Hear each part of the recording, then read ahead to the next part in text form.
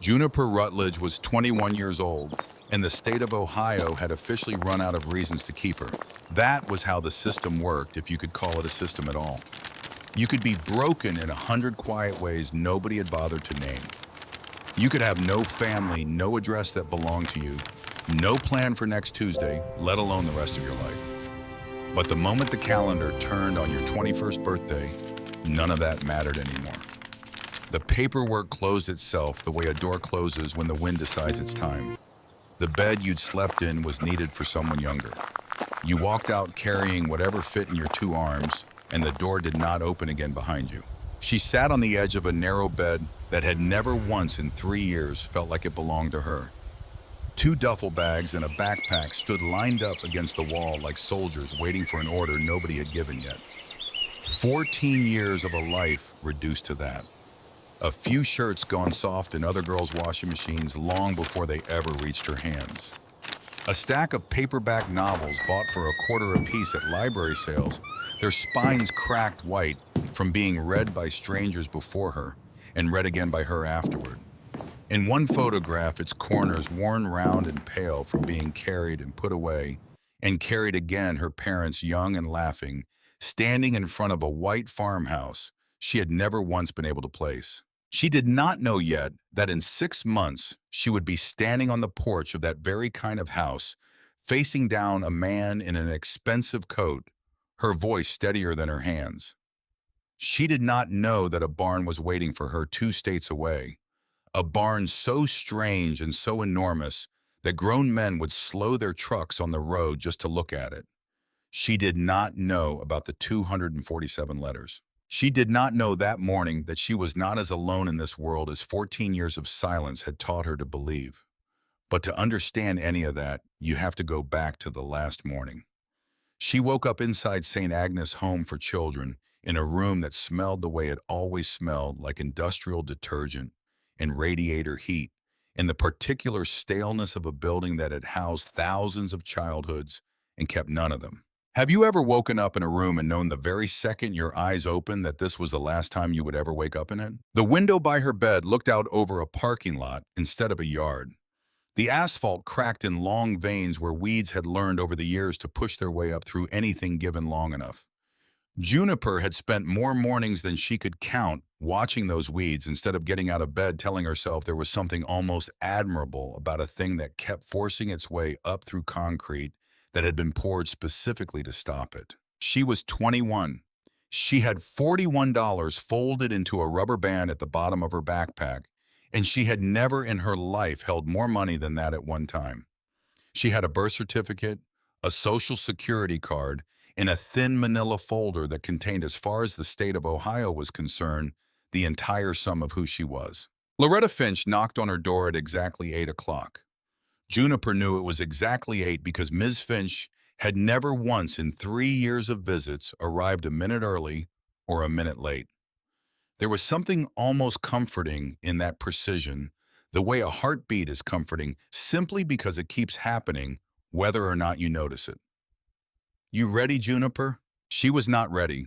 She understood even as she said the word yes that there was no version of this morning she could have prepared herself for, because readiness required something to prepare against, and nobody had ever explained to her what waited on the other side of a closed file. She followed Ms. Finch down the same hallway she had walked more times than she could count, and for the first time she let herself really look at it, the way you look hard at something you know you'll never see again.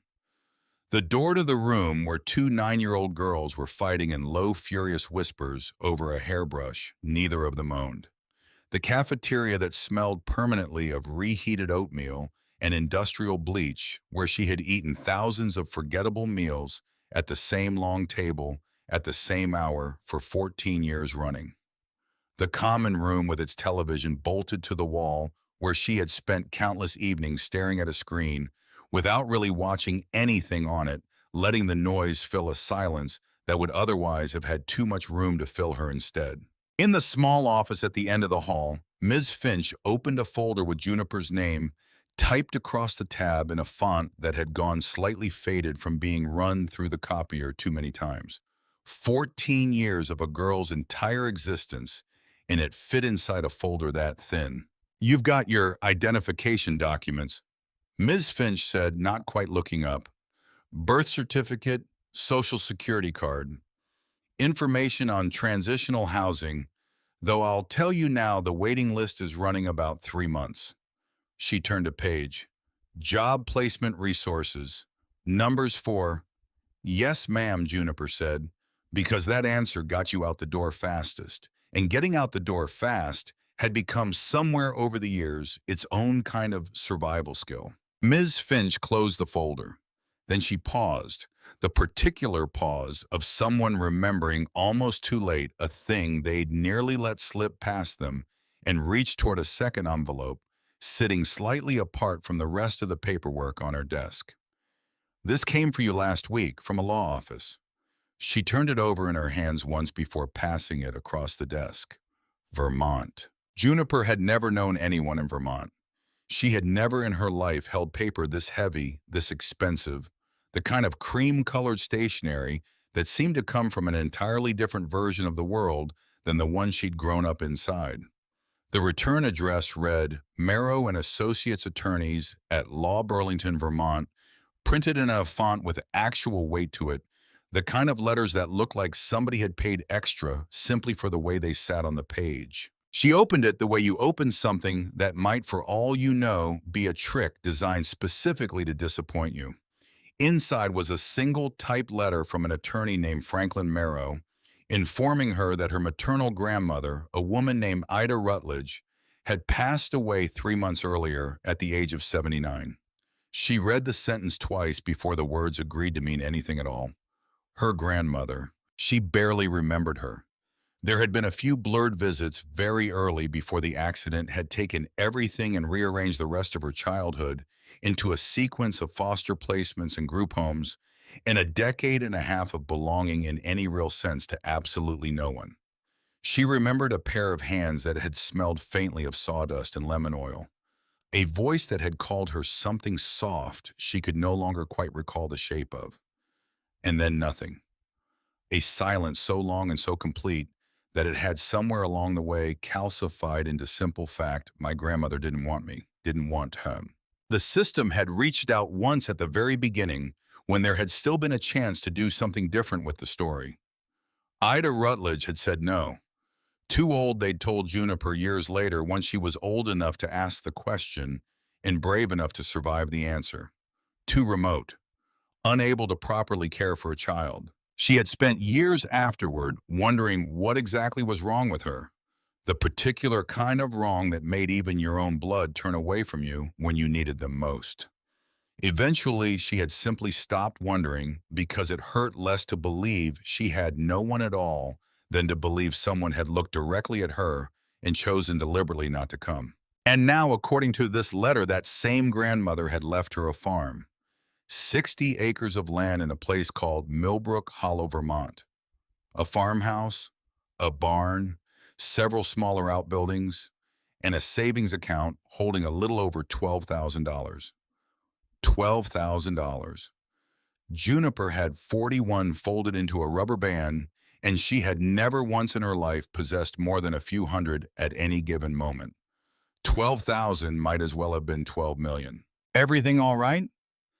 Ms. Finch was watching her now with an expression Juniper hadn't seen on her before: open curiosity entirely unguarded.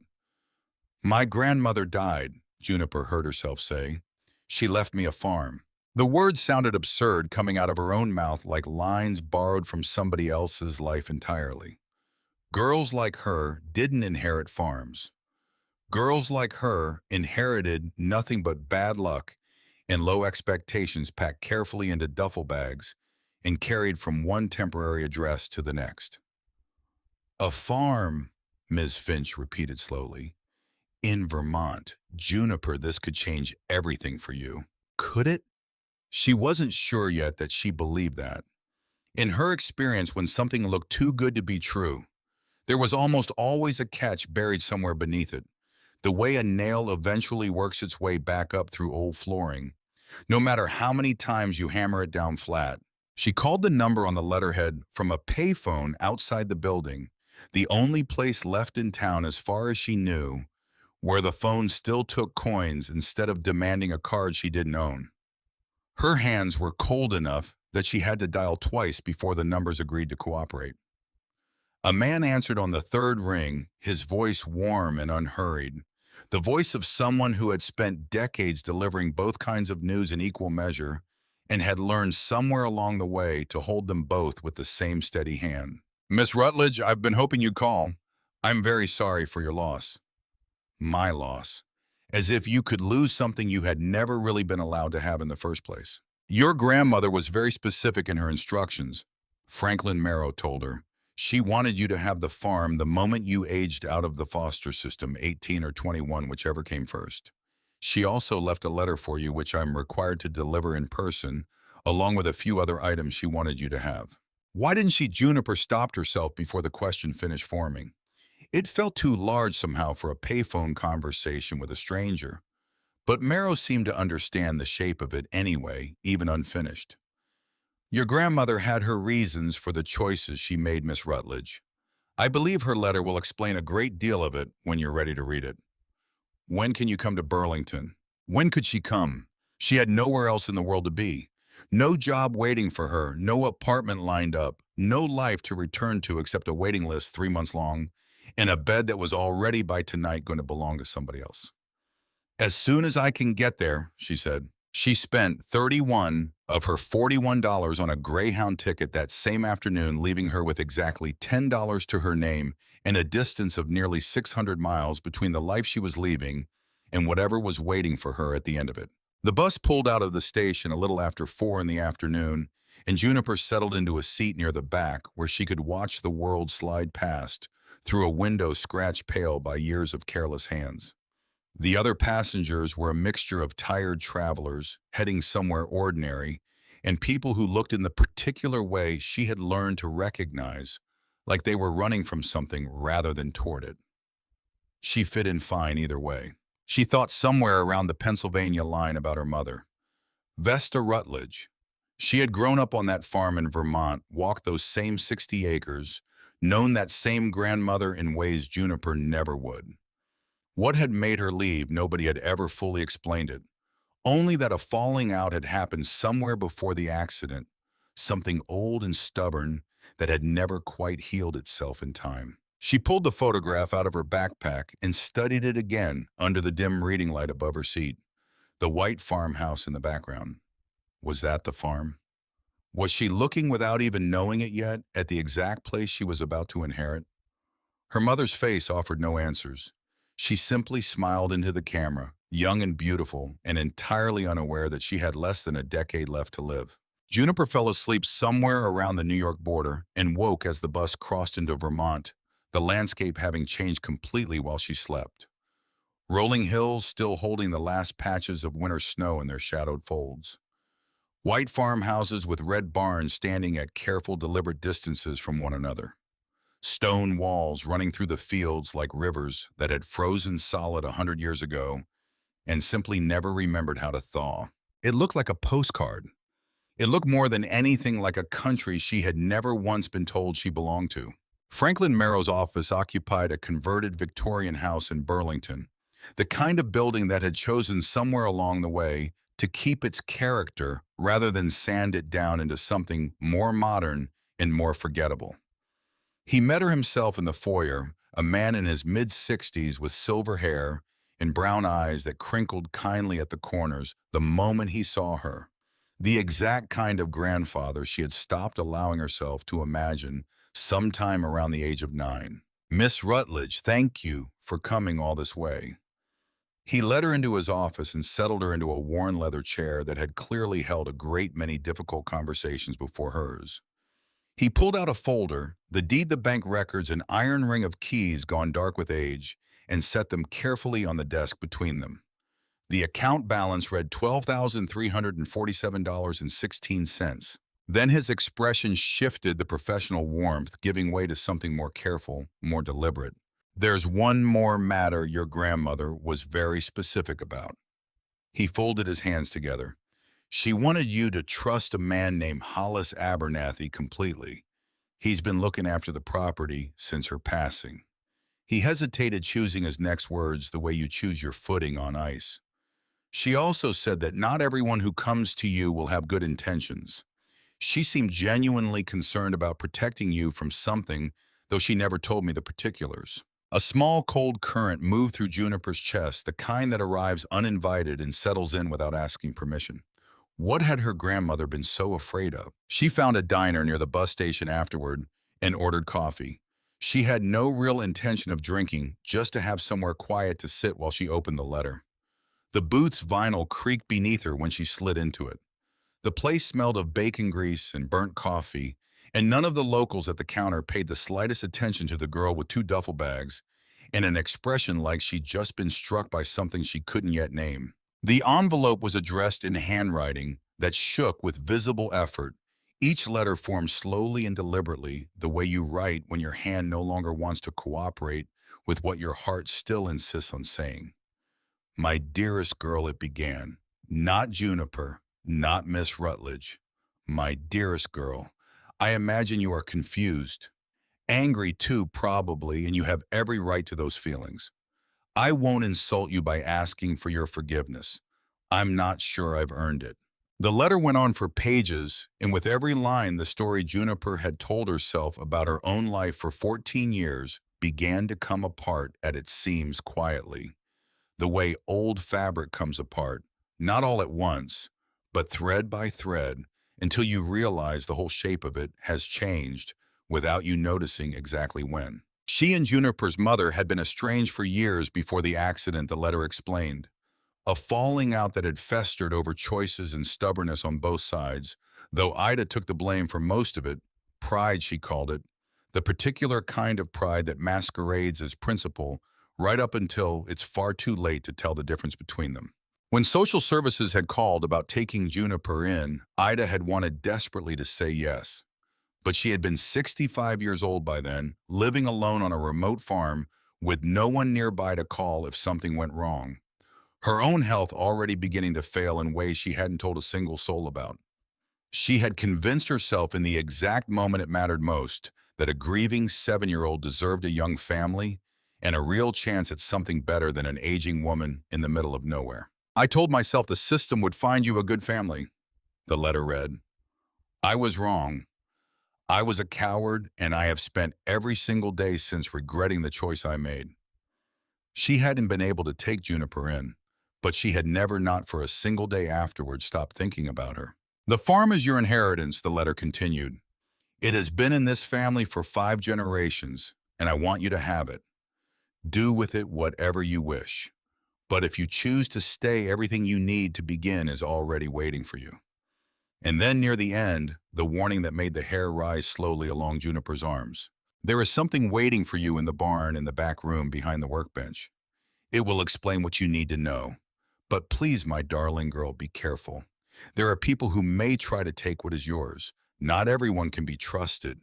But Hollis Abernathy has been my friend for 30 years. Trust him. Juniper sat in that booth for a long time, the letter trembling faintly in her hands, the coffee gone entirely cold in front of her. All those years believing herself simply unwanted. All those nights wondering what exactly was so fundamentally wrong with her that even her own blood had turned away. And the entire time, a woman 2 states away had been carrying that guilt like a stone lodged permanently in her chest, planning year after patient year for the exact day her granddaughter would finally be old enough to come and claim what had been waiting for her all along. It didn't erase the loneliness. 14 years doesn't dissolve in a single afternoon, no matter what the letter said or how carefully it said it. But something shifted quietly inside her all the same, the way a key turns in a lock you hadn't even known existed until the moment it finally gave way. She called the number for Hollis Abernathy from the same payphone the next morning. A gruff voice answered on the second ring, and when she gave her name, there was a long pause on the other end before he spoke again, his tone softer now, unguarded in a way she hadn't expected from a stranger's voice. Been wondering when I'd hear from you. A pause, a clearing of the throat. Your grandmother talked about you all the time, you know, especially toward the end. They arranged for him to drive out and collect her the following morning. Juniper spent that night in the cheapest motel she could find, lying awake and staring at a ceiling, stained faintly brown in one corner, replaying every line of her grandmother's letter until the words had worn themselves nearly smooth, the way river stones wear smooth from nothing more than time and repetition. Something waiting in the barn. People who might try to take what belongs to you. Trust Hollis. Hollis Abernathy arrived at exactly 8 the next morning, driving a mud-spattered pickup that looked like it had survived 30 Vermont winters purely out of stubbornness and fully intended to survive 30 more the same way. He was tall, somewhere in his late 50s, with a weathered face that spoke of decades spent outdoors and eyes that crinkled at the corners the moment he saw her waiting on the motel steps. He shook her hand like he meant it firm, unhurried, the handshake of a man who had never once in his life offered one out of politeness alone. "You favor her," he said. "Your grandmother." Same gray eyes. She had heard that before about her mother. Hearing it now about a grandmother she barely remembered felt different somehow, like a thread quietly reconnecting itself to something she had spent years trying not to miss. They drove out of Burlington and into the countryside, the roads narrowing steadily, the houses growing farther and farther apart, stone walls running alongside the fields like something that had grown up out of the earth rather than been built upon it by human hands.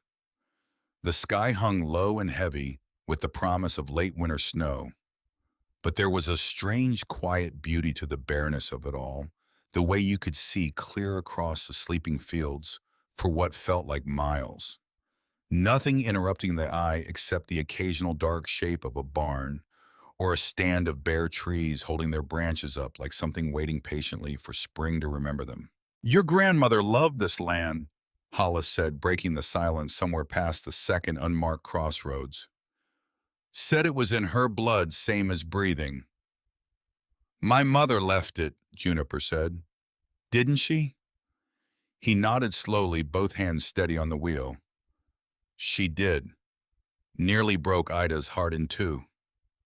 He glanced sideways at her. "Your mother's name was Vesta. Prettiest girl in the county according to your grandmother. Stubborn as a stone wall, too."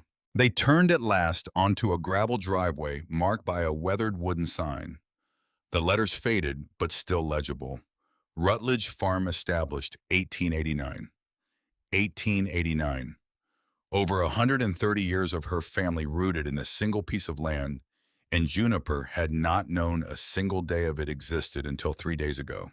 The farmhouse came into view, first classic white clapboard gone gray in places, where the paint had given up its long argument with the weather-green shutters, a wraparound porch that sagged gently on one side, like something leaning to rest after a long day.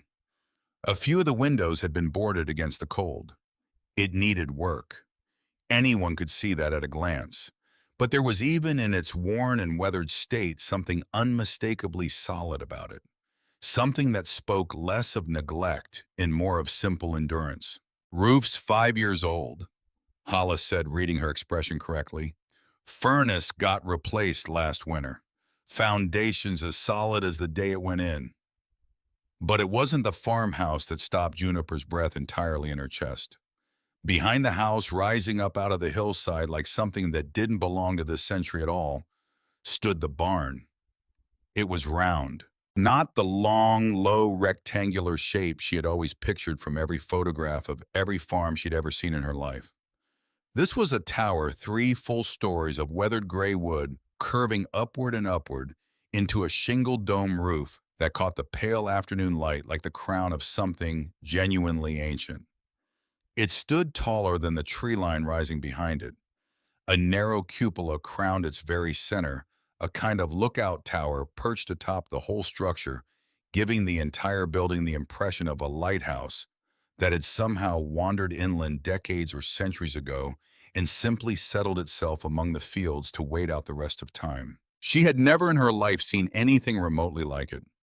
"Round barn," Hollis said, watching her face carefully. "There's not 25 left standing whole in this whole country, and most of what's left is right here in Vermont. Your great-great-grandfather built it. Him and a crew of French-Canadian carpenters back in 1889. Man wanted something that would stand 100 years past his own life. He paused, letting that settle. Looks like he got his wish and then some. Juniper stood in the driveway with the cold biting at her cheeks and felt something she had no name for, yet not quite awe, not quite fear, something closer to recognition, the particular feeling of walking into a room and having some buried, forgotten part of you insist quietly but with total certainty that you've been here before. 60 acres, she said mostly to herself. Go on and see the inside, Hollis said. That's where the real surprise is waiting. He slid the massive doors open, and what Juniper saw inside stole whatever breath she had left after the outside of the barn had already taken so much of it. She had expected the ordinary detritus of an old farm, rusted tools moldering hay, forgotten machinery slowly returning itself to dust in the corners. What she found instead was a professional workshop arranged with an almost obsessive precision that made her think before she'd even fully processed what she was looking at of someone who had loved this work more than almost anything else in their life. Tools hung along the curved walls, each one in its own place on a pegboard worn smooth from decades of use. Long workbenches ran the perimeter of the room, following the round shape of the building itself, like something designed by nature rather than blueprint. Shelves held wood of every imaginable kind, oak, maple, cherry, black, walnut, each stack labeled in careful, deliberate handwriting. And along the far curve of the wall stood a dozen finished pieces of furniture, tables, chairs, a tall cabinet with joinery so precise it was nearly impossible to see even up close where one piece of wood ended and the next began.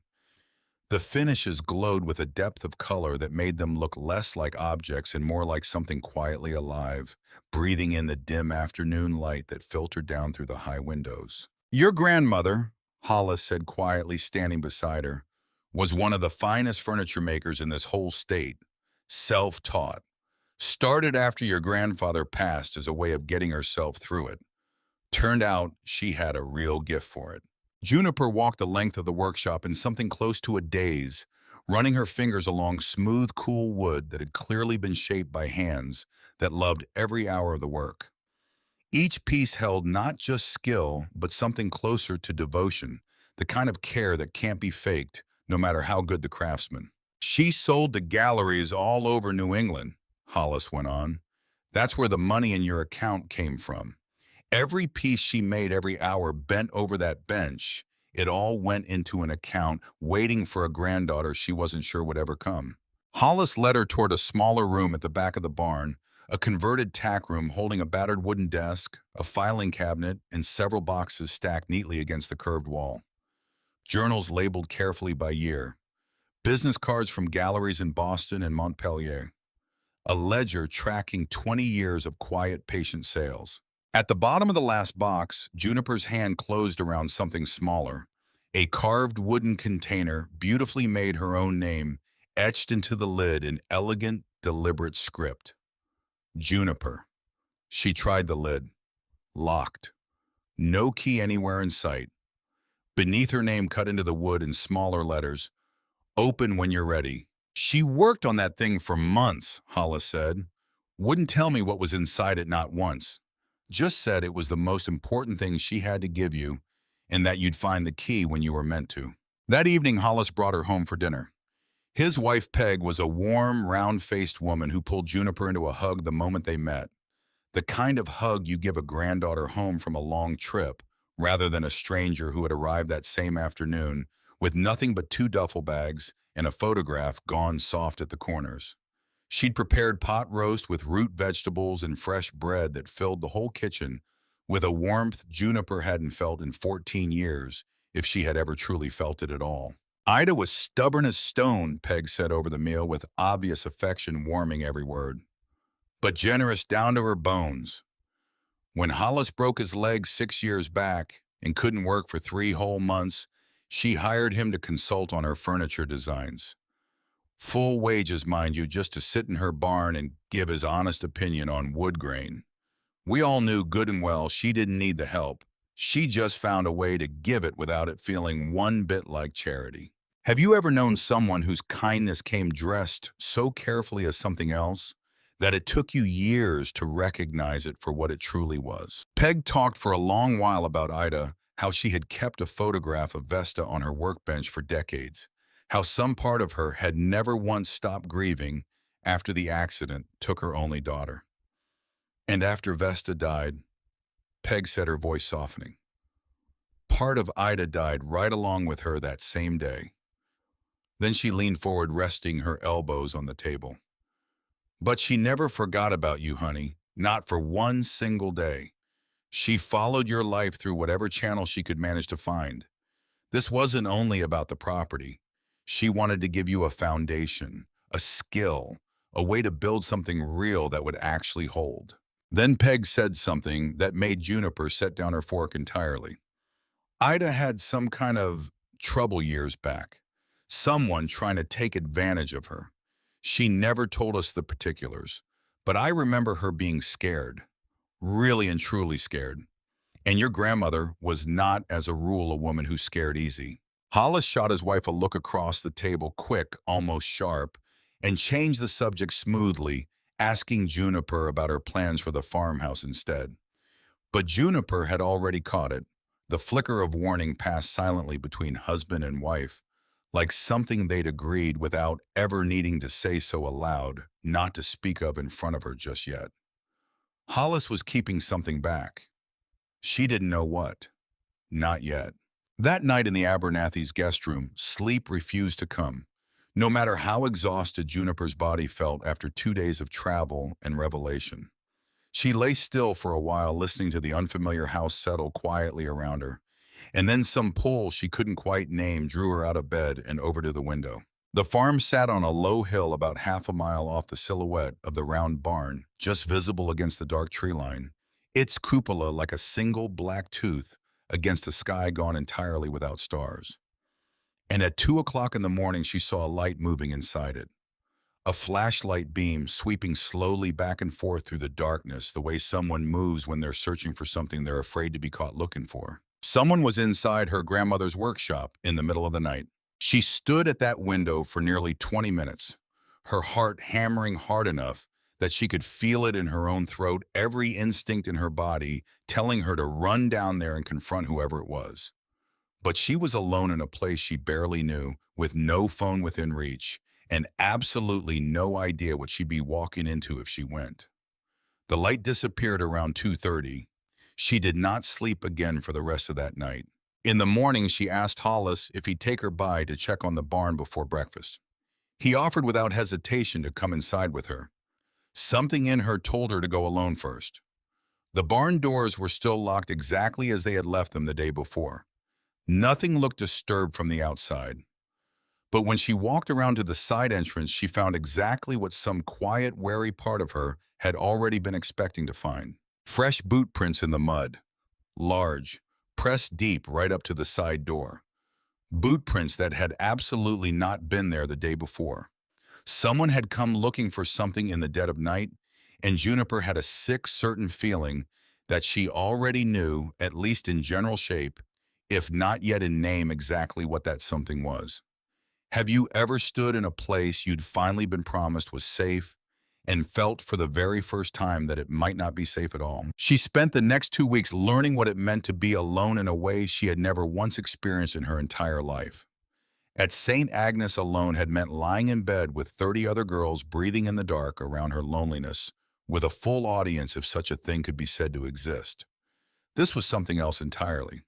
This was a silence so complete that she could hear the old timbers of the farmhouse settling quietly in the cold. The whisper of wind moving against glass that had watched over this same land for more than a century.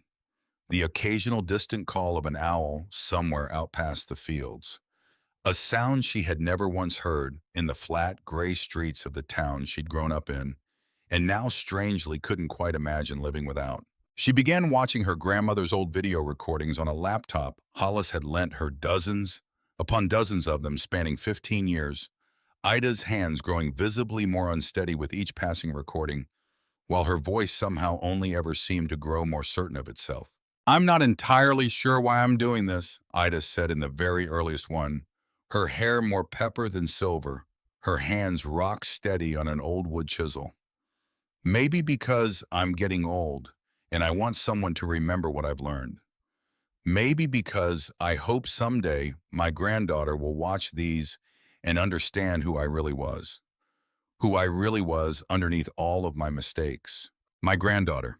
She had been thinking of Juniper 15 years ago, back when Juniper had been a small child, lost somewhere inside a system that didn't know her name any better than Ida had been permitted to. Juniper watched video after video, taking notes in a school notebook she'd found in one of the desk drawers, absorbing not only the techniques themselves, but the quiet philosophy sitting underneath them. Her grandmother believed furniture should be built to last generations. She believed in honest materials and honest labor. She believed the things a person made with their own hands carried some small piece of their soul forward into a future they would never personally get to see. The wood will tell you what it wants to become, Ida said in one recording, her weathered fingers tracing the grain pattern of a piece of raw cherry. You just have to learn how to listen. Juniper built her first piece of furniture in the second week, a simple side table, 4 legs, and a flat top, following one of Ida's beginner tutorials, step by careful step. One leg came out slightly shorter than the others. The finish sat uneven in a few places where she'd applied too much stain, the wood darker there than it should have been. Nothing that would impress a single soul at a craft fair anywhere in the state. But she had built it with her own 2 hands, and when she set it upright on the workshop floor for the first time, something warm spread slowly through her chest. Something it took her a full minute to properly recognize. Pride. The dangerous, fragile kind that comes only from making something real with your own 2 hands out of nothing but raw wood and stubbornness, and the patient instructions of a woman she had never really known. She met Emmett Sorrell on a cold morning while she was struggling rather badly to repair a collapsed section of fence line along the front pasture. A voice called out from the direction of the road, "Need a hand with that?" She turned to find a young man walking up the driveway, tall and lean. His skin brown from years spent outdoors, dark hair falling loose across his forehead, his clothes practical and well-worn, his boots caked in the particular kind of mud that only comes from working land every single day of your life. "Emmett," he said, stopping a few feet off, an easy smile settling naturally into place. "My family's farm is about 2 miles down the road. Heard Ida's granddaughter had finally come." "Juniper," she said, shaking his offered hand. His grip was firm, calloused, entirely unhurried. "I know." His smile reached all the way up into his eyes. "Your grandmother talked about you often. She was a good woman. Helped my family out more than once when we needed it most." He told her the story as they worked the fence line together, driving posts into ground, still half frozen from the winter. 6 years back, his father had been thrown from a tractor at the very start of planting season. His knees shattered so badly the doctors weren't entirely certain he'd ever walk right again. No money left over for hired hands in fields that had no intention of planting themselves out of sympathy. "Your grandmother drove over one morning with her truck loaded down with seed," Emmett said, sinking a fence post into the ground with 3 clean practice swings. "Said she'd ordered too much for her own garden and it'd only go to waste otherwise. Then she just started planting, came back the next day, and the day after that. Brought Hollis and Peg along with her too before long." He shook his head slowly. "She never once called it help, called it being neighborly. But we'd have lost the whole season without her, and everybody in this valley knows it." Before he left that afternoon, Emmett mentioned something that tightened a knot already beginning to form low in Juniper's stomach. "Someone's been asking around about your grandmother's place," he said, his easy manner shifting all at once into something more guarded.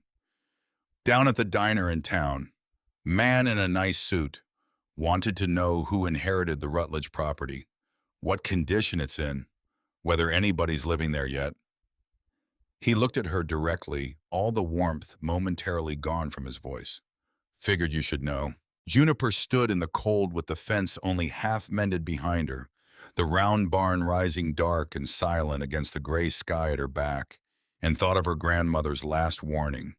The one she had now read so many times, the paper had gone soft along every fold. Not everyone who comes to you will have good intentions. That night, unable to sleep, she went out to the barn alone, carrying her own flashlight, this time determined finally to finish clearing out the last of the tack room, cataloging everything her grandmother had left behind before it could be taken from her. She worked her way through the last drawer of the old desk, checking each corner out of a careful habit she couldn't fully explain even to herself, when she noticed the bottom drawer sat just slightly shallower than it reasonably should have. She pulled it entirely free of its frame, running her fingers along the inside edges until she found it a small notch hidden in the back corner. She pressed it. A false bottom clicked open with a sound so soft she nearly missed it entirely. Inside was a bundle of letters tied together with a ribbon gone gray and thin with age. At least 200 of them, maybe more. Her hands were trembling before she even fully understood why. The envelope on top was addressed to her. Juniper Rutledge, care of the Ohio Department of Child Services. She opened it with fingers that no longer felt entirely steady. My dearest Juniper, it began. Today is your 8th birthday. I hope wherever you are, someone is giving you cake and making you feel special. I wish more than almost anything that I could be there. I wish I could hold you and tell you how much your grandmother loves you. The letter described the farm in springtime, apple trees blooming white and pink along the fence line, the creek running loud and cold with snowmelt in the early morning hours. It was postmarked 14 years earlier. She picked up the next one. Her 9th birthday, then her 10th. A letter for every single birthday she had spent entirely alone. A letter for every Christmas she had spent with no family at all to speak of. A letter for the first day of school, for Easter, for ordinary Tuesdays, when her grandmother had simply been thinking of her and had nowhere else in the world to put that feeling except onto a page. And every single envelope bore the same stamped words across its front over and over without exception. Return to sender. Address unknown. Or worse, return to sender. Recipient refused. 247 letters. Juniper sank slowly down onto the cold floor of the tack room, surrounded by 14 years of her grandmother's love that had never once managed to reach her, and something inside her that had been holding itself together through sheer stubborn habit finally quietly came apart at every seam. All those nights she had believed herself entirely forgotten. All those years spent absolutely certain that some flaw in her was visible to everyone in the world except herself. And the entire time a woman 2 states away had been writing to her on every birthday, every holiday, every ordinary day, the grief simply happened to surface, trying again and again, 247 separate times to reach a granddaughter the world kept insisting over and over that she couldn't have. 247 times her grandmother had tried. 247 times it had come back to her unopened, unread, unanswered. Have you ever discovered, long after it felt like it could possibly still matter, that you were loved the entire time and simply never once knew it? She read through the letters over the following days, watching the story shift and deepen with every single one she opened. In the earliest letters, Ida wrote mostly about her guilt, her fear of being too old and too frail to properly raise a grieving 7-year-old alone. But as the years passed, the tone changed, grew more determined, more quietly desperate. She had hired private investigators. She had found lawyers who had promised and ultimately failed to navigate the system on her behalf. She had once driven 6 hours simply to watch Juniper play basketball from a distance at a school event, too afraid the entire time to walk over and introduce herself. I saw you today, one letter read. You were playing in the gymnasium. You're so tall now, so beautiful. You look just like your mother did at your age. I wanted to run to you and hold you, but I was afraid. What if you didn't want to see me? What if I only caused you more pain than you already carried? And in letter after letter, buried among the birthdays, in the small, quiet confessions, the same warning kept resurfacing, worn smooth from repetition. The particular way a worry gets worn smooth when it never quite lets a person go. If anyone ever comes to you claiming I owed them money, don't believe a single word of it. I have never done business with a man like that, and I never will. Juniper set the letter down slowly, the cold of the barn floor seeping steadily up through her jeans, the round dome of the ceiling rising dark and vast above her, like the inside of some enormous shell that had somehow washed up on the wrong shore entirely 130 years too early or too late. Somewhere out there, not so very far away, a man in a nice suit was already asking careful questions in town. And somewhere in this very barn, in a locked box with her own name carved into its lid, her grandmother had left her exactly what she would need to answer him, if only Juniper could find her way in time to the key. Desmond Argyle found her 3 days later, and when he came without warning. The way weather arrives on a morning that had given no sign of it the night before. Juniper was in the barn sanding the rough edge of a second practice board when she heard tires on gravel, a sound too smooth, too careful, nothing at all like Hollis's truck or the mail carrier's rattling sedan. She set the sandpaper down and walked to the wide barn doors just as a black SUV rolled to a stop in front of the farmhouse. Gleaming and spotless, a car that had clearly never once in its life been asked to earn its keep on a Vermont dirt road. The man who stepped out of it matched the vehicle in every particular. Charcoal suit, polished shoes that had obviously never touched a field, gray hair combed carefully back from a face that might have passed in a different light for handsome, if not for the coldness sitting just behind his eyes, the kind of coldness that could smile without ever once warming anything underneath it. "You must be Juniper." He crossed the yard and extended a hand. "Desmond Argyle. I was a business associate of your grandmother's." She shook it because that was simply what you did, though her stomach had already tightened into something small and hard. "She never mentioned you," Juniper said carefully. "We had a professional relationship, not a personal one."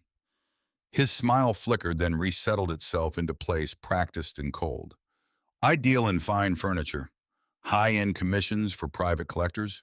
Your grandmother supplied me for years." Juniper said nothing.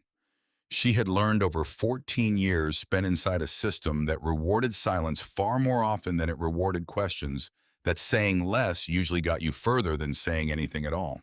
Argyle's gaze drifted past her toward the round barn rising behind the house, its strange dome-shaped crown catching the pale morning light, and something in his expression sharpened at the sight of it, quick and unmistakable, gone almost before she could be certain she'd seen it.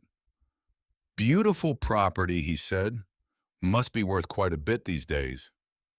Can I help you with something, Mr. Argyle?" Whatever warmth had been sitting on his face dropped away all at once, the way a mask drops when the actor decides the audience no longer matters. What remained underneath was harder, sharper, entirely without pretense. "I'm afraid I have some unpleasant news to deliver." He reached into his jacket and produced a folded document, holding it out the way you'd hand someone a subpoena rather than a greeting. "Your grandmother and I had an agreement, a commission for 10 custom pieces contracted for a client in Boston. She took a $20,000 advance and never delivered the work." Juniper unfolded the paper, her heart sinking with every line she read. A formal contract dated 18 months back. At the bottom, a signature, Ida R. Rutledge, in handwriting that looked at a glance almost exactly like her grandmother's. "That debt," Argyle said, "falls to her estate, which means it falls to you. $20,000. Her grandmother had left her 12. Even if she emptied the account down to its final cent, she would still be 8,000 short of a debt she had never once heard mentioned before this exact moment. "I don't have that kind of money," she said. "I understand completely."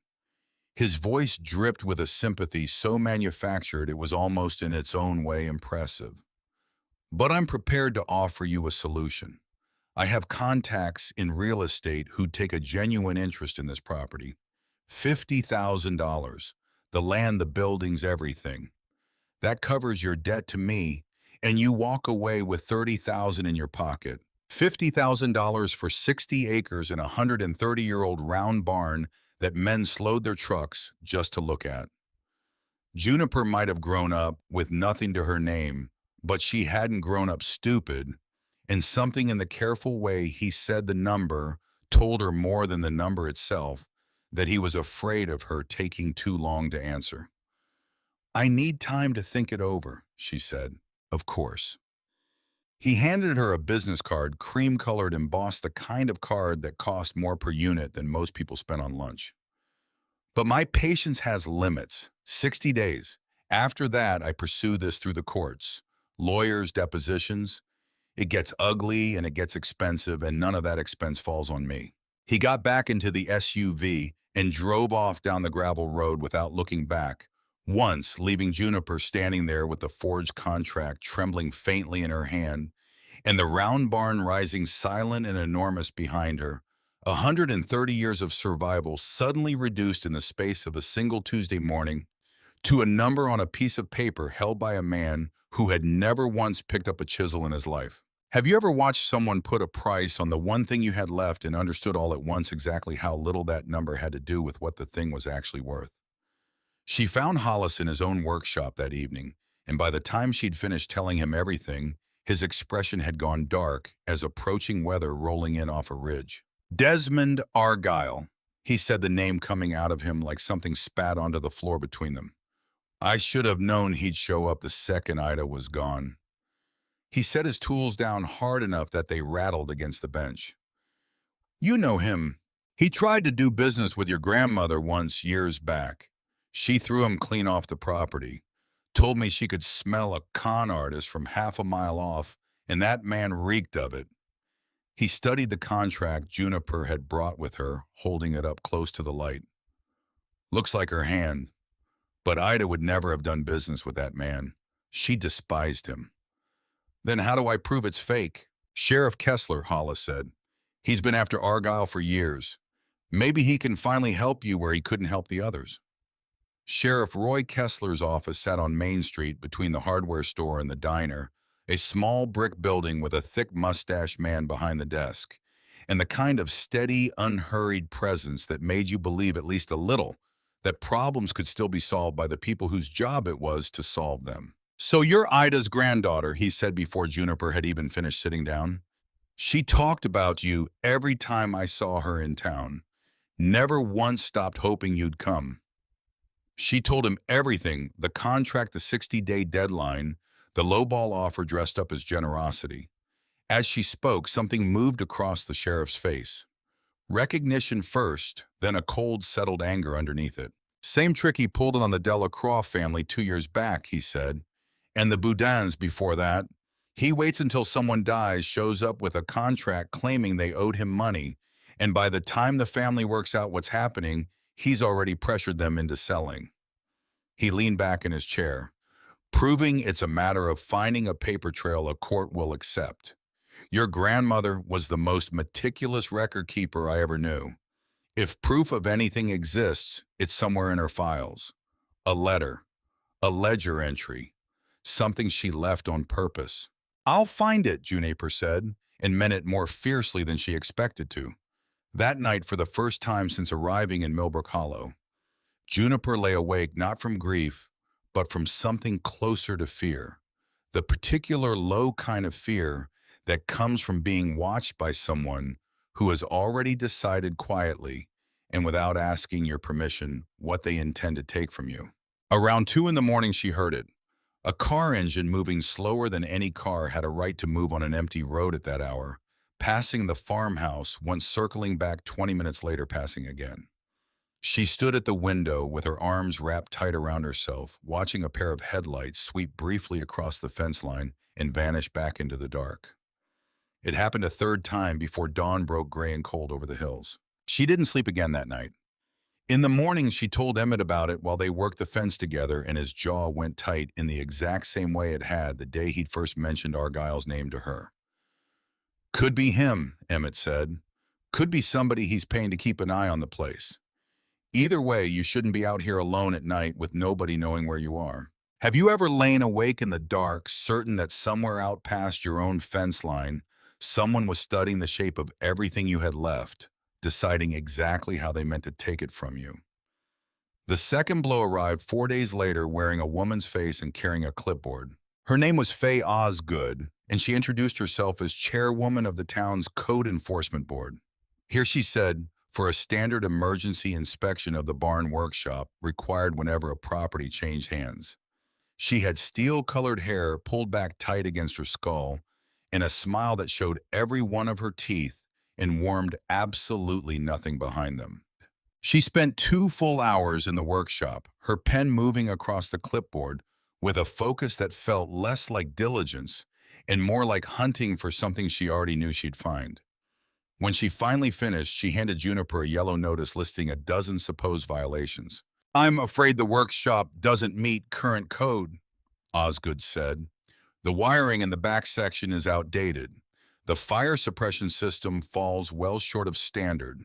Several pieces of equipment require certified inspection before they can legally be operated." She capped her pen with a small, decisive click. "The workshop is hereby ordered to cease all operations. You have 7 days to bring it up to code, or the building will be sealed pending full remediation. No access allowed until compliance is verified." 7 days. If the barn was sealed, Juniper would lose access to everything inside it. Every tool, every board of wood, every finished piece. And worst of all, every scrap of her grandmother's records that might one day prove Argyle's contract was exactly the forgery she already believed it to be. "This seems sudden," Juniper said, working hard to keep the panic out of her voice. "The workshop's been running for decades." Osgood's smile never wavered, not even slightly. "Regulations change, nothing personal." But it was personal.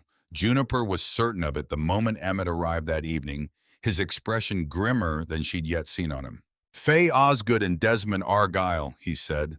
"My father's been saying for years they're connected. She hits property owners with code violations right when they're most vulnerable. He shows up right after with his lowball offer once they're desperate enough to consider selling." It wasn't only one man trying to take her grandmother's farm. It was a system quietly and patiently built to crush people who had no money, no connections, and no way left to fight back. People exactly like her. That night Argyle returned.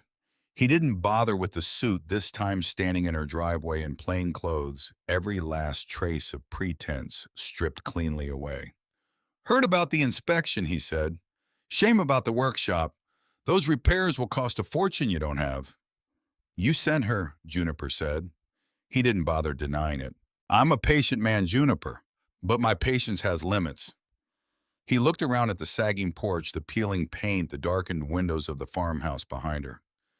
"This place is falling apart. So is your little fantasy of holding on to it." He stepped closer, his voice dropping into something colder and far more intimate than anything he'd said before. "Take the money, walk away before this gets ugly." "Get off my property," she said, and her voice came out steadier than her hands felt clasped tightly behind her back. Something ugly flickered behind his eyes. 2 weeks, he said. "Not 60 days. 2 weeks. And when this goes to court, don't say I didn't give you a chance." He drove off into the dark, and Juniper stood alone in the driveway. A long while after his taillights had disappeared entirely, the round barn rising black and silent behind her, like a witness that had already survived far too many winters to be frightened by one more threat. That night she nearly gave up.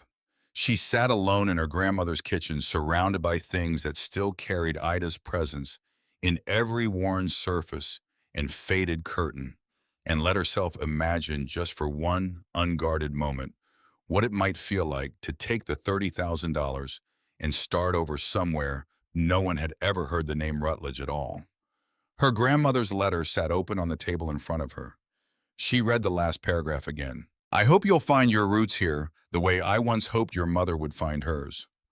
Roots. She had spent her entire life without them, moved from place to place, never once staying long enough to grow into anything real.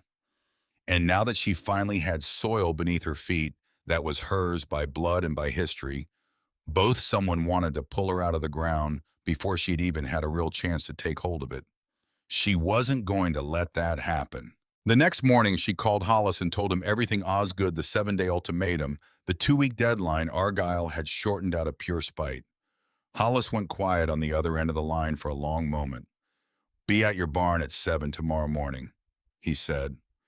At 7 the next morning, Juniper walked outside to find 19 people standing in her driveway. Hollis and Peg were there, Emmett and his father leaning on a cane but present all the same. his knees clearly still tender, but his back straight with the particular pride of a man determined not to be left out of paying a debt he considered long overdue.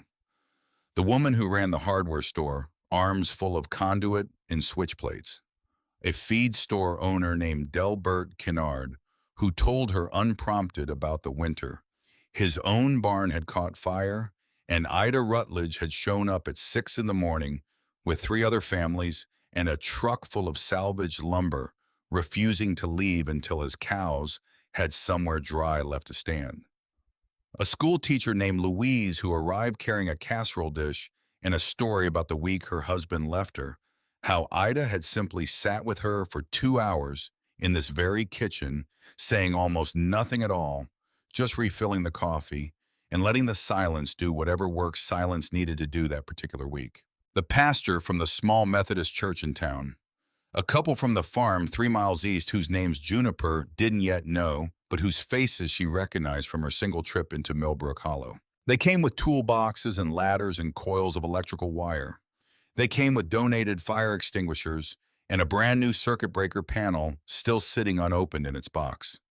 They came with coffee thermoses and sandwiches wrapped carefully in wax paper, prepared without a single one of them saying so aloud to stay as long as the work required.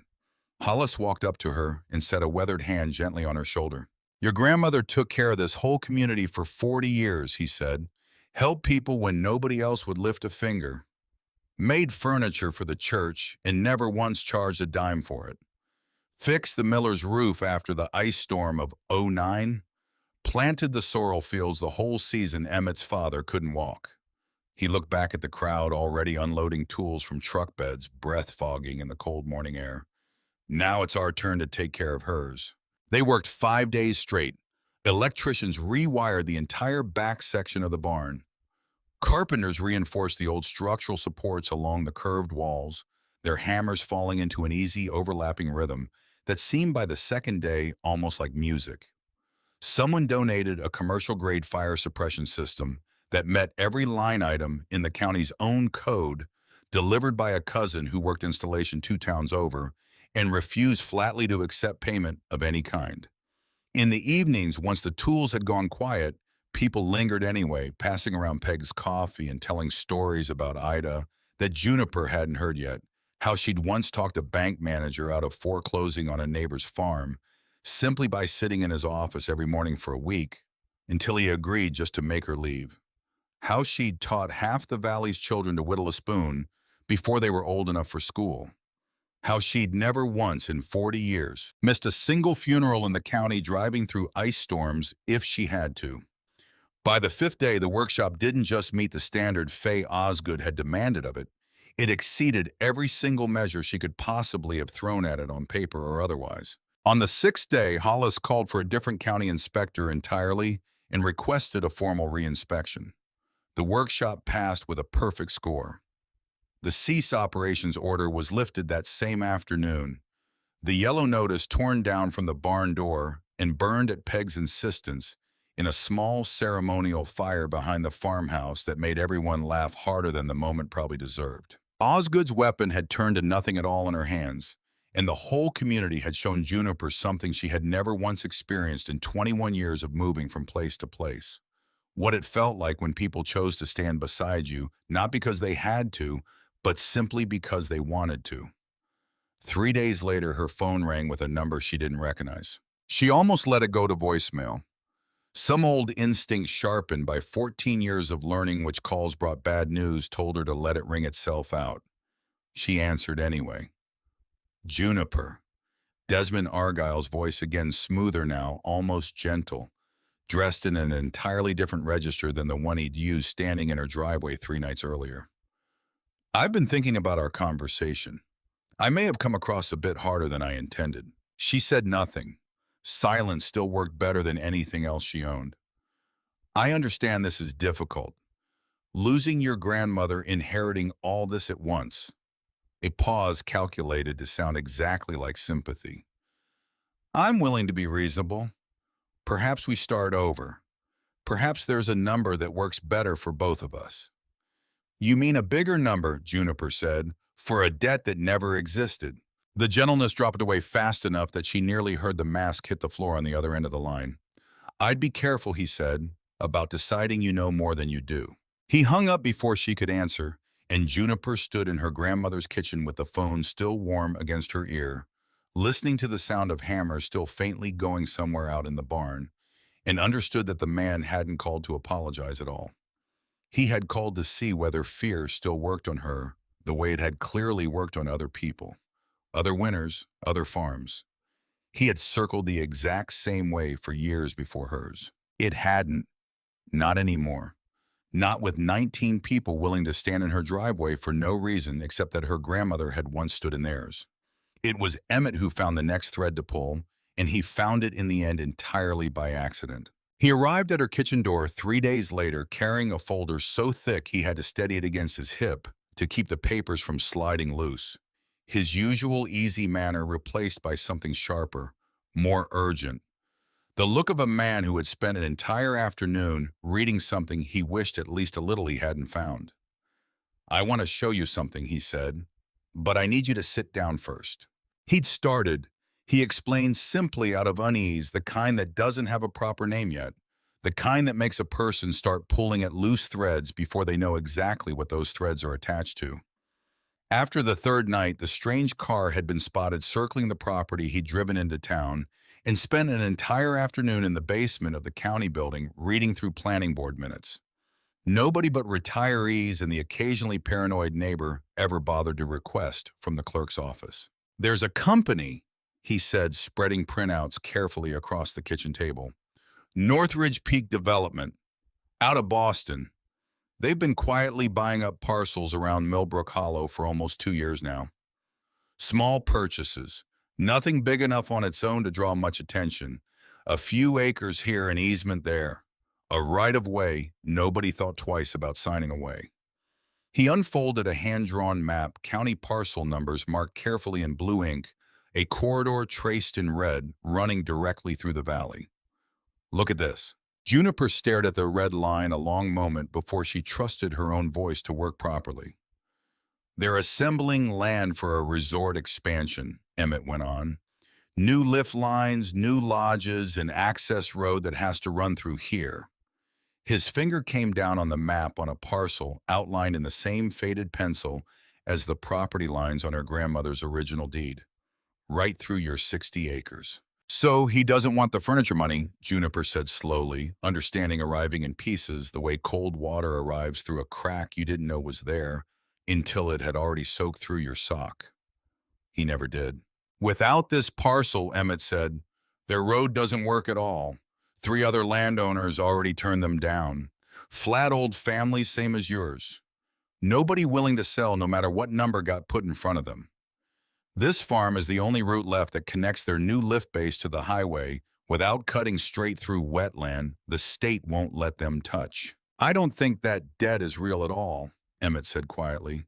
"I think it's just a way to make you sell fast and quiet before anybody else figures out what this land is actually worth to people who aren't you."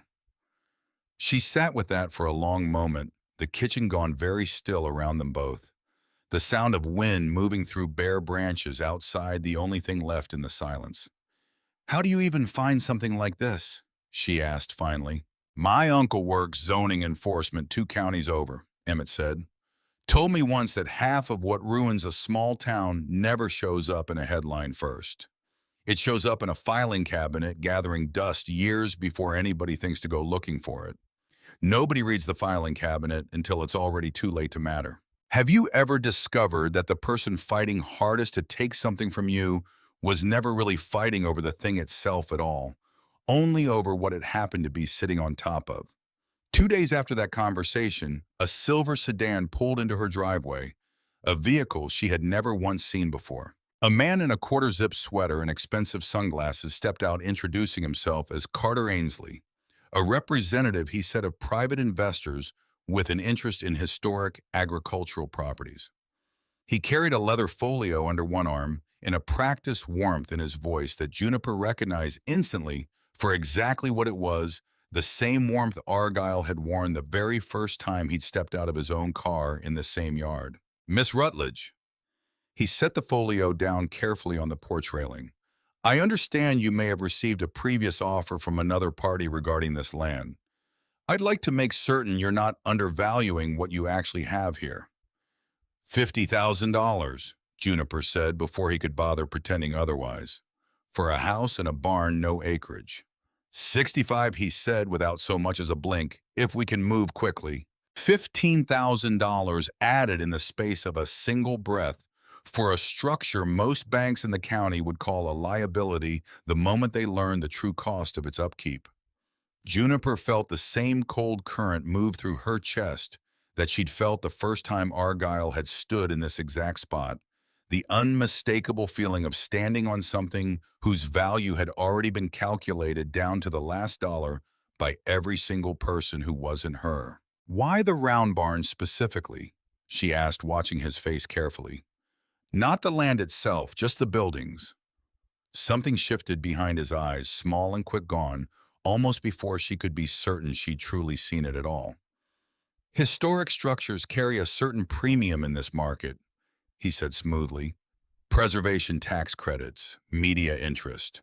A round barn this well-preserved is genuinely rare, Miss Rutledge. Rarer, I suspect, than you currently realize. It was, she understood only much later, the truest sentence he said to her that entire afternoon, and very likely the only one he hadn't fully intended to let slip. She told him she needed time. He left his card without argument, the same unhurried confidence in his step, as he crossed back to his car that Argyle carried in his own.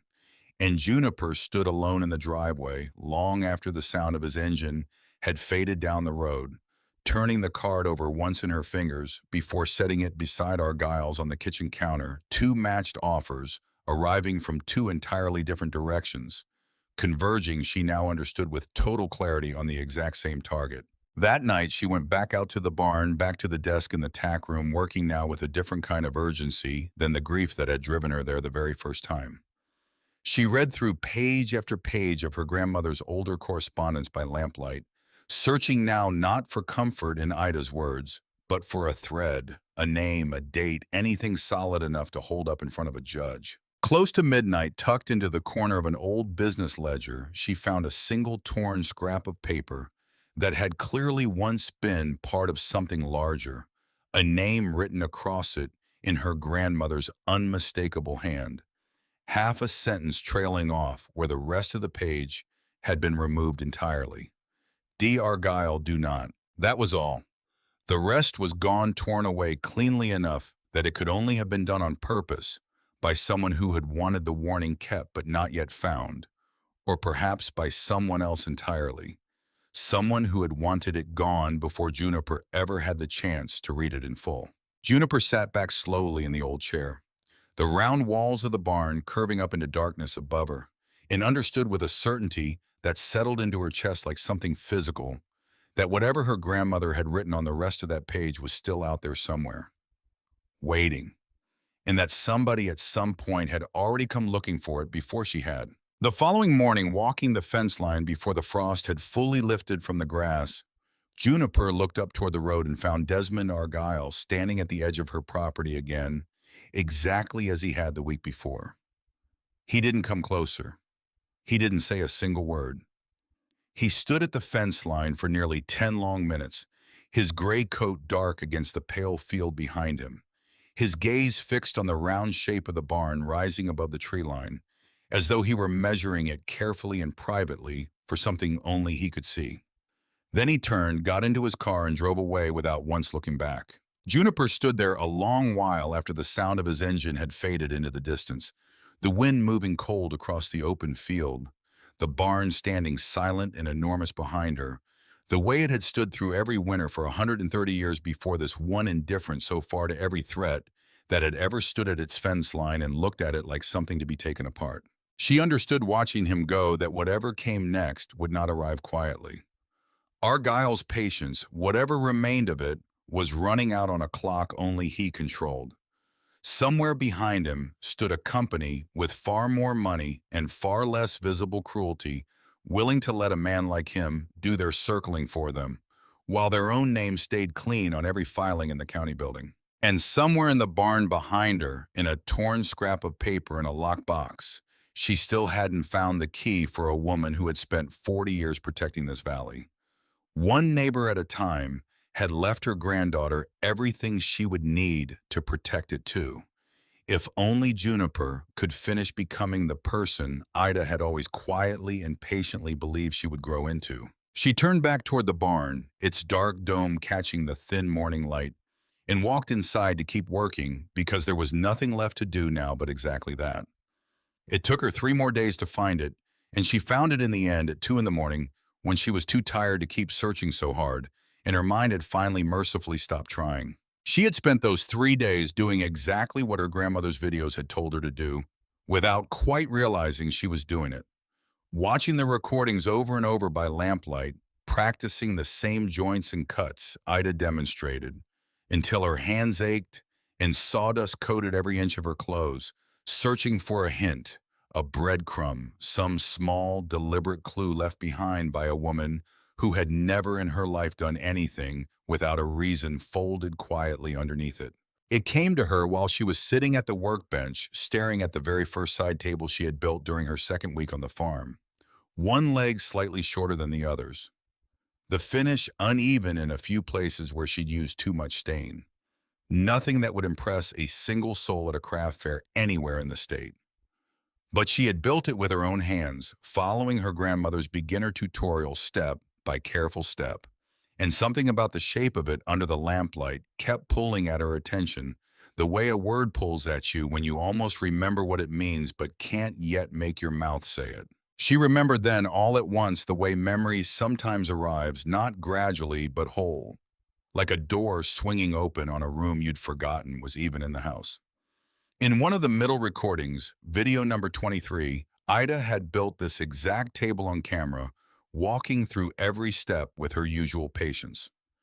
But near the very end, almost as an afterthought, she had added something that never once appeared in the written instructions.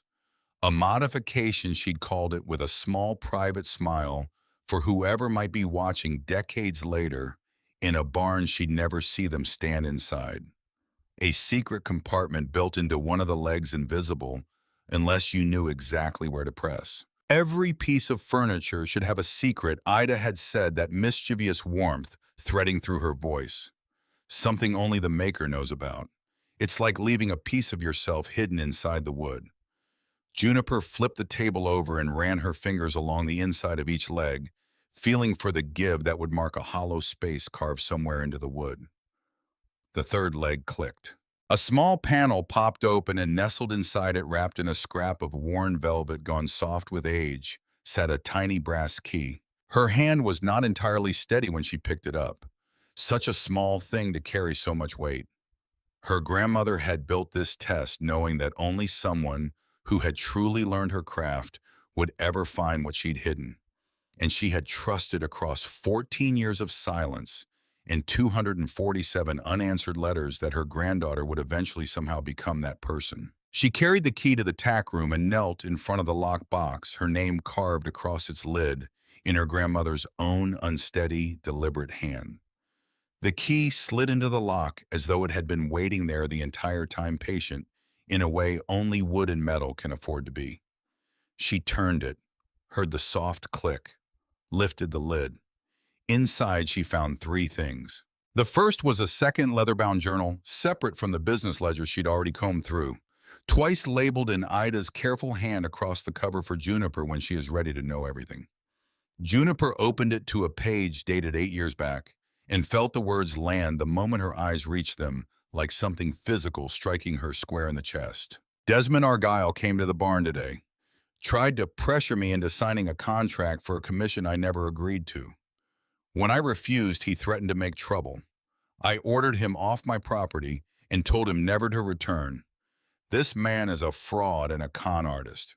I will never do business with him under any circumstances. Below the entry taped carefully to the page sat a second copy of the very contract format Argyle had handed her 3 weeks earlier. Unsigned, dated identical in every particular except for the name missing entirely at the bottom. And beside it in red ink, gone only slightly faded with the years, keep this as evidence. He'll try again someday. If not with me, then with whoever inherits this place after I'm gone. Her grandmother had known years in advance exactly what would come circling when she was no longer alive to stand in the driveway and order it off her land herself. The second item was a thick manila envelope holding decades of bank statements, property records, and a notarized letter from Franklin Marrow himself dated 6 months before Ida's death, certifying under his own seal that Ida Rutledge had never entered into any business arrangement whatsoever with Desmond Argyle or any of his known associates. It was the third item that undid her completely. A letter in different handwriting, younger, steadier, without the tremor age, had put into every one of her grandmother's later pages. The envelope was addressed to Ida Rutledge, sent from an address in Ohio, and the moment Juniper recognized the handwriting, her breath caught somewhere it refused for a long moment to move past. Her mother's hand. The same careful slanted script from the few birthday cards that had survived her childhood carried through every foster placement, like something closer to scripture than paper folded and refolded so many times over the years that the creases had worn nearly translucent. The letter was dated 3 days before the accident. "Dear Mom," it began, and Juniper had to set it down twice just to remember properly how to breathe. Her mother had called her Mom. Not Ida, not anything formal, not the careful distance of two women who had spent years unable to find their way back to each other. Mom. Like a daughter who had never once stopped loving her mother, whatever the years of silence between them had ultimately cost them both. "I've been trying to write this letter for months, but I could never find the right words, so I'm just going to say it.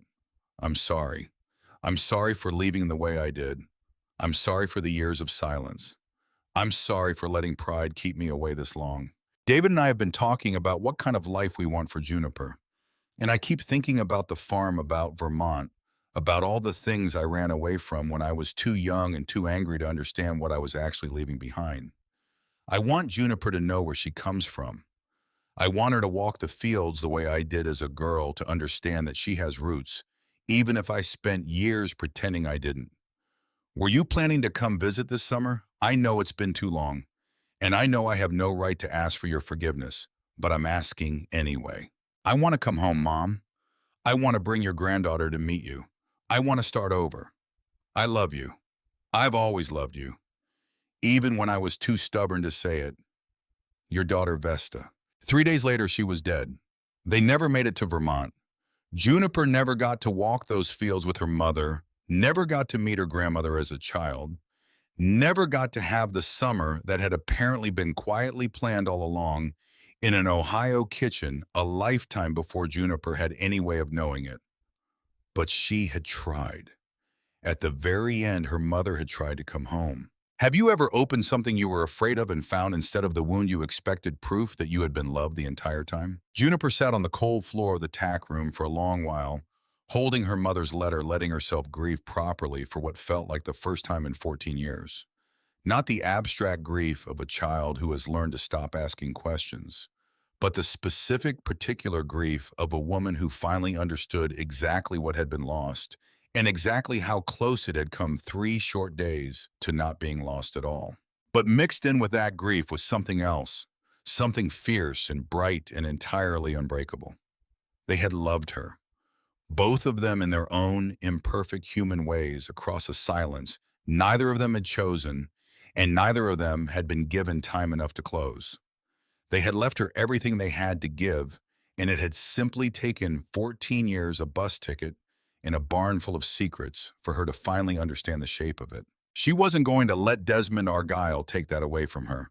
Not now, not ever. The next morning, she called Sheriff Kessler and told him everything she'd found. He drove out within the hour, his cruiser kicking up a thin trail of dust along the gravel, and Juniper spread the evidence across the workbench in the round barn. The ledger entry, the unsigned contract from 8 years back, the notarized letter from Franklin Marrow, and the signature comparison she'd made herself the night before, holding her grandmother's genuine signature from her final recorded video up beside the forged one on Argyle's contract. "There's a mark," Juniper said, pointing to a small, nearly invisible line beneath the letter E in every one of her grandmother's real signatures. She mentioned it in her last video. Said she started doing it after my grandfather died so nobody could ever forge her name and get away with it. She set the two signatures side by side under the workshop's overhead light. His doesn't have it. Not anywhere. Sheriff Kessler studied both signatures a long moment, his expression sharpening the way it had the very first day she'd mentioned the ledger entry to him. This is it, he said finally. The journal proves she knew exactly who he was years before he ever came near you. The unsigned contract shows the pattern he uses on every single family. And this, he tapped the signature comparison with one blunt finger. This is the kind of detail a jury remembers long after they've forgotten everything else in the case. He looked up at her. I've been building a file against this man for 5 years, Juniper. The Delacroix family's agreed to testify if it ever goes that far. So has the Boudin family. With what you've found, I believe we finally have enough to move on him. What do I need to do? Sit tight, he said. I'll be back in 3 days with an answer one way or the other. In the meantime, don't go anywhere alone after dark, and don't tell anybody outside this room what you found last night. If he gets even a whisper that we've got the journal, he'll have a lawyer of his own dressed up and ready before I can get a warrant signed. Those 3 days were the longest of Juniper's life. She spent the mornings in the barn working on a new project, not because she needed to finish it, but because she needed somewhere to put her hands while her mind raced through everything that could still go wrong. She spent the afternoons walking the fence line alone, counting the fence posts the way you count sheep when sleep won't come, as though the counting itself might somehow slow the clock down. Emmett came by every single afternoon of those 3 days sometimes to help with the fence lines that never seemed to stop needing attention, sometimes just to sit with her in the quiet of the workshop, while sawdust drifted lazily through the cold light spilling in from the open doors. They didn't need to talk much during those visits. There was a strange comfort simply in knowing she wasn't sitting through this alone. On the first evening, he found her sitting on an overturned crate just inside the barn doors, her mother's letter still folded in her coat pocket, and he didn't ask what was wrong. He simply sat down on the crate beside her, close enough that their shoulders nearly touched, and waited. I keep thinking, Juniper said finally, about what happens if it doesn't work. If a jury looks at all of it and decides a signature mark isn't enough, if he walks out of that courtroom and comes right back here with a bigger lawyer and a longer deadline, then you'll still have the letters, Emmett said. You'll still have the barn. You'll still have people in this valley who'll show up at 7 in the morning a second time if it ever comes to that. He turned to look at her. I don't think it comes to that, though. I think Kessler's waited 5 years for a reason to finally move on this man. And I don't think he's going to let it slip through his hands now that you've handed it to him. You sound very sure. I'm sure of you, he said simply, and then as if embarrassed by how plainly that had come out, looked back down at the sawdust on the floor. That's a different thing than being sure of a courtroom. But it's the part I actually know. On the second evening, he stood beside her at the workbench while she sanded down a piece of curly maple, his shoulder close enough to hers that she could feel the warmth of him even through her jacket. Whatever happens Friday, he said, you've already won something you know. You know that, right? Do I? Your grandmother spent 40 years trying to reach you. Your mother was 3 days away from bringing you home. He looked at her steadily, the easy humor gone from his face for once replaced by something plainer and more sincere. You're here now standing exactly where they both wanted you to be. Argyle can't take that away from you, whatever a courtroom decides. She didn't answer right away. Instead, she set down the sandpaper and let herself, for the first time in 3 days, simply stand still beside him in the quiet. Listening to the wind move against the round walls of the barn, the way it had moved against them for 130 years. Patient and constant, indifferent to deadlines and contracts and every anxious hour a person could spend waiting on news. Thank you, she said eventually, for staying. Wasn't going anywhere else worth being, Emmett said, and left it at that, the way a person leaves a door standing open rather than pushing you through it. On the morning of the third day, Sheriff Kessler called with the news that the county was ready to move and that Argyle would be summoned back to the property one final time, believing because Kessler had made certain through a careful phone call placed the evening before that he believed it, that this was simply the day Juniper had finally decided to sell. She spent the hour before 10 o'clock walking through the house once slowly the way you walk through a place before it either stays yours or doesn't. She stood for a long moment in the kitchen where her grandmother had once poured coffee for a stranger's daughter grieving a marriage, and in the front room where Hollis had first told her the story of a truck loaded down with seed, and out on the porch where in 6 months' time, though, she didn't know it yet, half the valley would gather to watch her finish her first real commission. She touched the door frame on her way out the way you touch something for luck, though she wasn't sure standing there whether she believed in luck at all anymore or only in preparation, dressed up to look like it. He arrived at 10 o'clock sharp, the black SUV turning into the driveway, exactly as it had the very first time, and Juniper walked outside to meet him, on steady legs, her grandmother's letter tucked into one coat pocket and her mother's into the other, carried the way you carry armor made of nothing more than paper and ink, and love that had somehow, against every odd, managed to survive 14 years of silence. But Argyle wasn't the only surprise waiting in that driveway. Beside the sheriff's cruiser, already parked and idling at the end of the road, stood a woman Juniper had never seen before. Thin mid-30s, standing with her arms crossed tight against her own chest, as though she were holding herself together by force of will alone. Sheriff Kessler introduced her quietly as Marilyn Dietz, one of two witnesses Argyle had lined up over the past weeks prepared to testify, if this ever reached a courtroom, that she had personally watched Ida Rutledge sign the contract in question with her own hand. "She came to me yesterday afternoon," Kessler said low enough that only Juniper could hear him over the wind. "Wanted to talk before anything went further than it already had. Said she'd been losing sleep over it for weeks." Argyle stepped out of the SUV and froze at the sight of the sheriff's cruiser, his expression cycling fast through confusion then anger, then for just a flickering moment, something that looked uncomfortably close to fear. "What is this?" he demanded, his voice carrying across the yard sharper than Juniper had heard it in any of their previous encounters. Juniper walked toward him holding the folder her grandmother had prepared in one careful form or another for exactly this morning, though neither of them could have known it at the time. "This is your contract," she said, holding up the forged document so the wind caught its edges. "And this is my grandmother's real signature." She held up the printed still from Ida's final recording. "See the mark under the E. She put that on every document she signed for the last 40 years, so nobody could ever forge her name and get away with it. Yours doesn't have it." "That proves nothing," Argyle said, though something in his voice had already begun faintly to slip. "Handwriting varies from day to day. Everyone knows that." "Maybe," Juniper said, "but this doesn't." She held up the journal open to the marked page. "My grandmother wrote about you 8 years ago, documented the exact day you came here, and tried to con her into signing this same contract. She kept the unsigned copy, and she wrote in her own hand that you were a fraud and that she would never do business with you." She let that settle a moment in the cold morning air. "She knew you'd try again. She prepared for it. She left me everything I needed to stop you." Argyle's eyes flicked toward Marilyn, and whatever he saw in her face made something in his own posture falter just slightly, the first genuine crack Juniper had seen in him since the day he'd first stepped out of that same car. "Marilyn," he said, his voice suddenly softer, almost pleading, "you don't have to do this. We had an arrangement."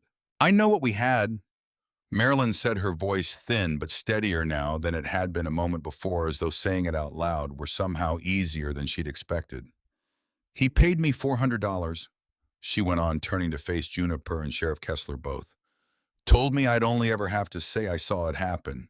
Said it wasn't really lying since the debt was real either way, or close enough to real that it didn't matter."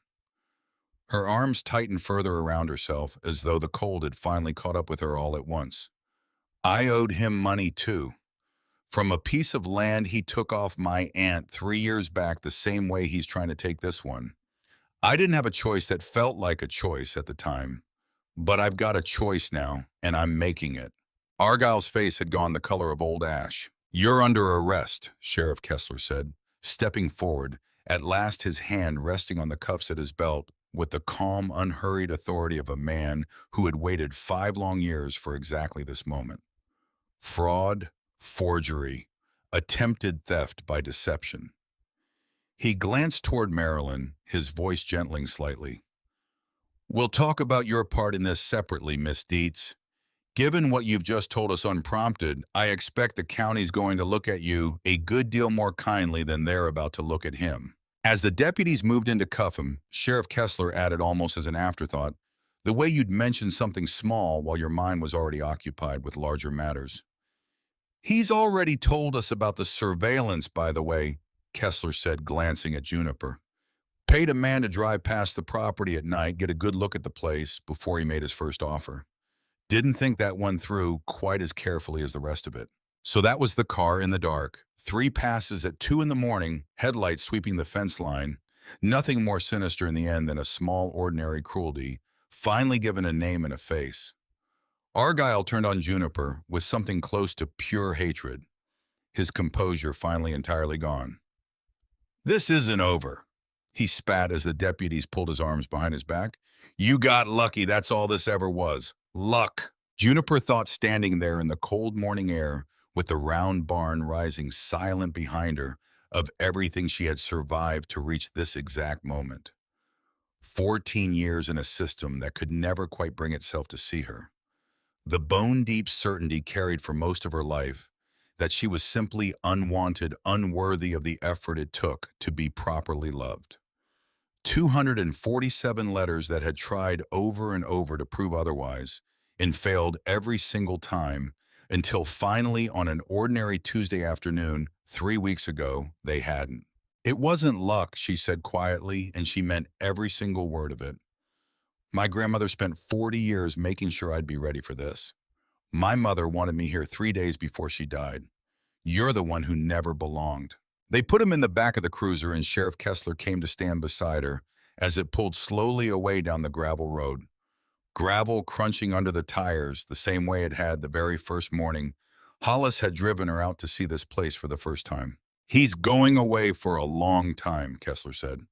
"We've got enough now for multiple counts of fraud. The Delacroix and Boudin families have already agreed to come forward with what he did to them once word gets around that this one finally stuck. I'll be opening a formal inquiry into Faye Osgood's role in all of it as well. County records show a pattern of suspicious violations tied to every single family he's targeted over the years, going back further than any of us realize." He put his hat back on. "You did something a lot of people twice your age couldn't have managed, Juniper. Your grandmother would be proud of that, whatever else she'd have to say to you." Juniper stood in the driveway long after the dust had settled back onto the road and let out a breath she felt somewhere underneath everything she had been holding for most of her adult life. The farm was safe. The legacy her grandmother had spent decades quietly protecting was safe. She looked out at the fields her great-great-grandfather had cleared with his own 2 hands more than a century ago, at the round barn rising behind her with its improbable, impossible dome, catching the pale morning light, and understood finally and completely why none of the 5 generations before her had ever wanted to leave this place, whatever it had ultimately cost each of them to stay. 6 months later, she finished her first commissioned piece of furniture, not the small practice table that had once held the key to everything, but something far more ambitious. A dining table in black walnut, built from one of her grandmother's most advanced designs, studied for weeks before she trusted her own hands enough to attempt it. It took nearly 2 months of steady, careful work, with more than a few evenings, when she was certain she had ruined the whole thing beyond any hope of saving. But she finished it, and it was beautiful, the grain running clean and dark down its full length, and the entire time she had been aware in some quiet corner of herself that she was trying to build something worthy of her grandmother's name. Half the town came to see it the night she finished. Hollis and Peg arrived early with a bottle of something Peg insisted was only for special occasions, and Peg made a point of hugging Juniper twice, once at the door, and once again halfway through dinner for no reason she bothered to explain. Emmett and his father came together, the older man walking now with only the faintest hitch in his step, leaning on his cane more out of habit than necessity, and he shook Juniper's hand with both of his own before he sat down, holding on a moment longer than a handshake strictly required. Sheriff Kessler arrived in his good clothes, looking almost unrecognizable without his uniform, and spent a solid 10 minutes examining the joinery on the table's legs before anyone managed to get him to sit down and eat. Your grandmother would have made you redo this corner twice, he told her, not unkindly, running a thumb along a seam so tight it was nearly invisible. Which means it's exactly right. Franklin Marrow drove all the way up from Burlington, especially for the occasion, insisting the whole evening that he wouldn't have missed it for anything, and brought with him as a gift a small brass plate engraved with the farm's founding year, meant to be mounted somewhere in the barn where visitors would see it.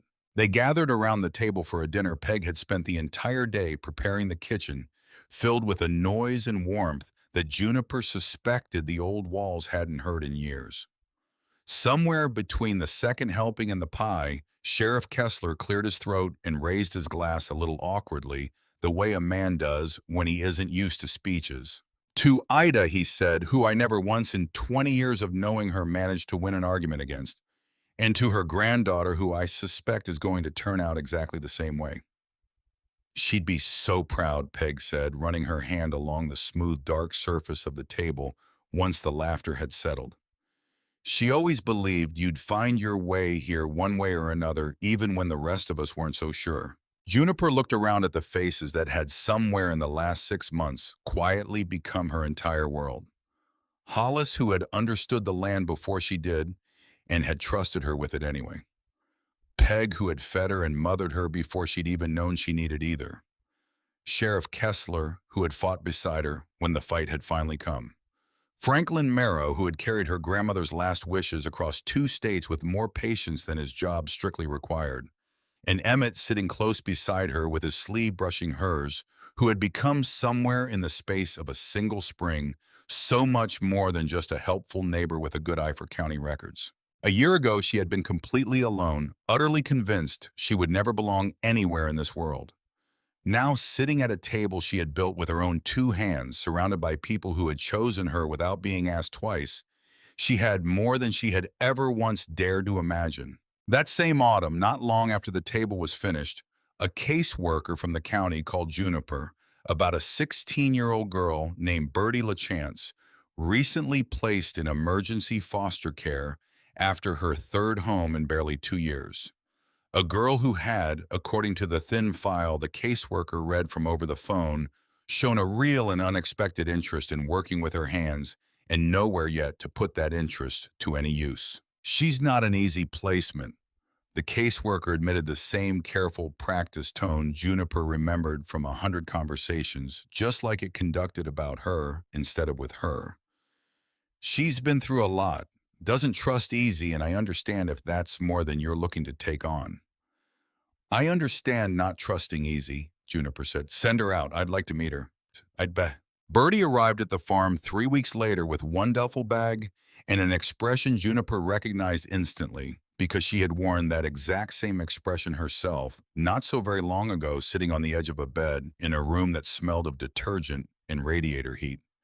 She stood in the driveway with her chin lifted and her arms crossed, the posture of someone who had learned the hard way that the safest thing to expect from any new place was disappointment, and that expecting anything less only made the disappointment hurt worse when it inevitably arrived.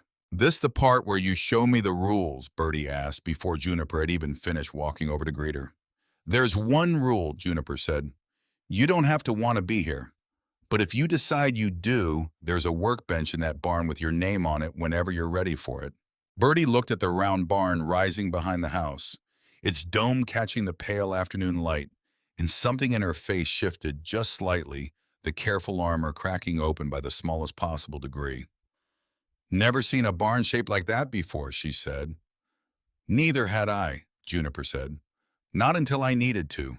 It took Bertie the better part of a month before she picked up a single tool, and Juniper never once pushed her toward it, letting the girl simply exist in the house, in the fields, in the quiet of the barn, until existing there stopped feeling to her like something that could be taken away without warning.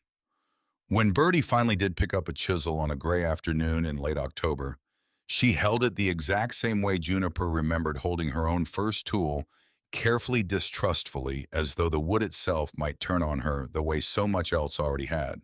"It won't bite you," Juniper told her, sitting down on the stool beside her. I promise you that much.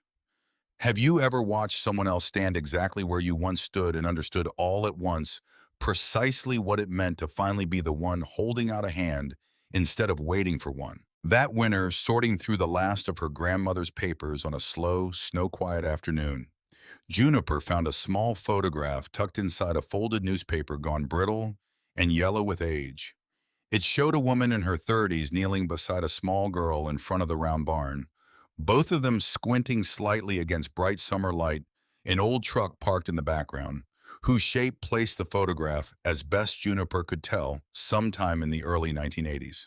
On the back in her grandmother's familiar careful hand, someone had written a single line, Vesta 4 years old, the summer she still loved this place. Juniper sat with that photograph a long while, the wood stove ticking softly in the corner of the kitchen, snow beginning to gather quietly against the window panes outside.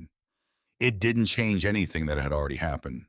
It didn't undo a single year of the silence or bring back a single one of the birthdays spent apart.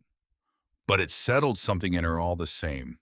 The quiet, certain feeling of a story finally closing its full circle decades after anyone still living had thought to expect it might. Her mother had stood right here in this exact spot. Once upon a summer, Juniper would never get to ask her about a small girl who hadn't yet learned to run from this place. Held steady by her own mother's hands, the two of them squinting together into a sun that had long since set on all of it.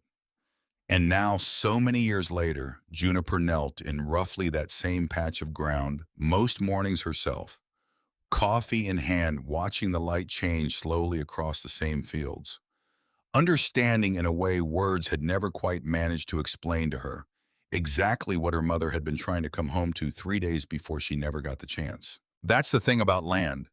It does not stop belonging to a family simply because the deeds happen to pass through other hands for a while. The soil remembers the boots that first broke it open. The wind still carries the names once called across these fields, long after the voices themselves have gone quiet, folded back into the same ground that first taught them how to speak. This round barn had stood on its hillside for 137 years, waiting without ever once knowing her name for a 21-year-old girl with two duffel bags and $41 to her name to finally walk through its doors and understand exactly what she was looking at. Juniper Rutledge had arrived in Vermont with nothing but a photograph gone soft at the corners and a letter she had almost been too afraid to open. She stayed in the end with 137 years of family standing quietly behind her, a craft in her hands that would carry her the rest of her life, in a barn full of people who had chosen freely and without ever once being asked twice to stand beside her. It had been without any question at all the best inheritance she had ever received. Not the land, not the money, not even the barn itself, remarkable as it was, but the simple, unshakable proof that she had been loved all along by people she had once believed had never wanted her at all. And sometimes in the end, that is the only inheritance that ever truly matters.